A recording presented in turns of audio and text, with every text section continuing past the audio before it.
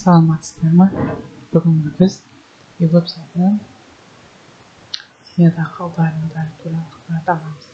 Ол үшін браузерге кіреміз. Бірінші браузердің настройкасына өзіңізге керек ағылшын тіліне келіп egop.kz деген сайтқа кіреміз.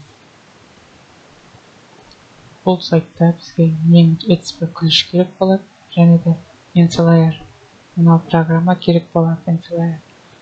Енді кіру деген батырманы басамыз. Бұдан кейін ETSP сертификатты таңдау. Өзіміздің ETSP ключіміз қай жерде, сол папкаға қарай таңдаймыз папкаларын. ETSP мына жерде out деген таңдаймыз. Одан кейін паролімізді енгіземіз.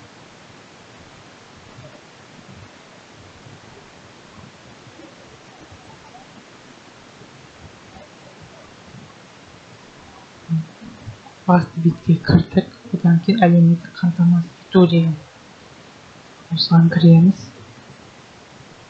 Осы жерде зейнетақы қамтамасыз ету деген өзі таңдалып тұр. Осы жерден зейнетақы аударымы туралы анықтама алу, осыны таңдаймыз.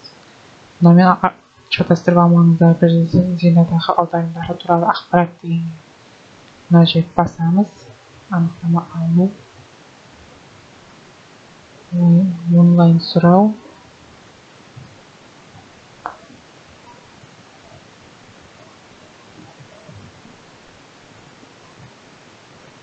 өзімізге керек датаны қойылсақ болады. Маған қазір 6 ай жетеді.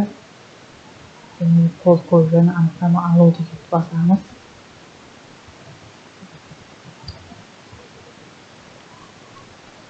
Электронды цифрлық қолтаңба деген ақпаратты тасымалдағыш үшін өзіміздің компьютерден аламыз.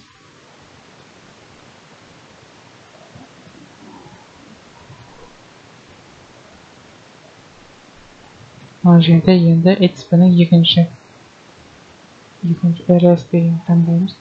Паролімізді енгіземіз. Өзіміздің паролімізді енгіземіз. ETSP ключіміз болса, ол бір жылға жарайды. Уже дайын деген. Бір сағаттық артық емес деген дайын.